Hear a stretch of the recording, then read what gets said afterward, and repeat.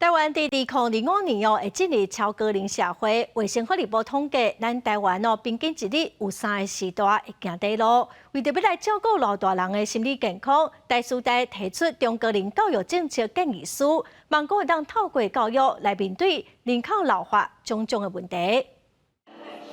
台湾伫2025年正式进入超高龄社会。 意思就是未来每个人都有一位是时代。台师大针对老人就业、社会参与、健康安全、甲活泼老化，提出中高龄教育政策建议书，希望利用幼老教育来改善人口老化的问题。高龄教育的经费112年是编了3亿元，但是就整体教育经费来看，仅占了0.21%。卫福部或教育部都有他们的政策的白皮书，但是呢，它里头的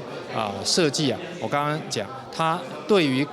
教材教法、评估、师培这部分，其实是琢磨的非常少的。 台师大指出，对破爱做让位的争议，会当明显看出台湾时代甲少年人普遍存在着对立甲误解。台师大建议政府会当办理长时间的青营、老幼大工共学。另外，政府对退休人口应该爱设置退休人才资料库，甲退休博览会来提悬时代甲青壮年两个世界之间的交流甲学习。代间教育其实现在台湾相对缺乏，或是比较短期，世代之间多多的接触跟